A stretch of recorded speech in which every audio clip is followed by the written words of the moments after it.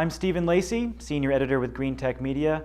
We're at the Solar Summit 2013 in Phoenix, Arizona, and I'm here with Larry Truong. He is the Director of Business Development for the Renewable Energy Solutions at Power One, the second largest inverter manufacturer in the world. Larry, good to see you. Good to see you. Thank you for having me today.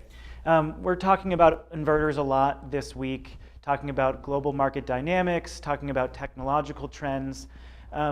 Broadly speaking, we see some pressure on inverter manufacturers, pricing pressure similar to what we see in module manufacturing. What is Power One doing to position itself to maintain its leadership and drive down costs so that that pricing pressure isn't so intense? What we're doing is now we engaging in different technology in the direction that will help bring down the dollar per watt cost of the inverter. But we want to make sure that we don't just look at that as the main driver of the system. So the Power One approach is that not only do we reduce the cost for our equipment, but we reduce the cost that's surrounding our equipment to actually bring the price or the cost of the whole system down further by like creating let's say in interaction voltage. We raise that voltage will help bring in the price of the, let's say, the transformer or the protective devices and things like that surrounding the transformer down. We see the emergence of microinverters for some applications. What do you think the ultimate impact of microinverters will be on the traditional inverter industry?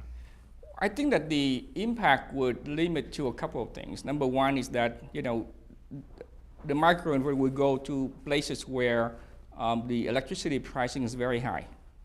So the LCOE of the system doesn't have to be very low like what we have in, let's say, California. The second factor is, because the simplicity of installation.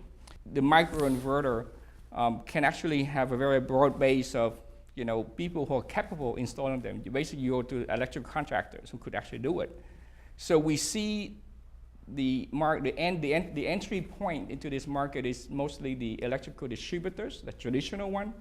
They have a network of tens of thousands of these contractors out there who could just slap the microinverter on the back of the panel or onto the racking system. And then they don't have to worry about the designing. So two factors, right? One is they have available people who could actually install these systems.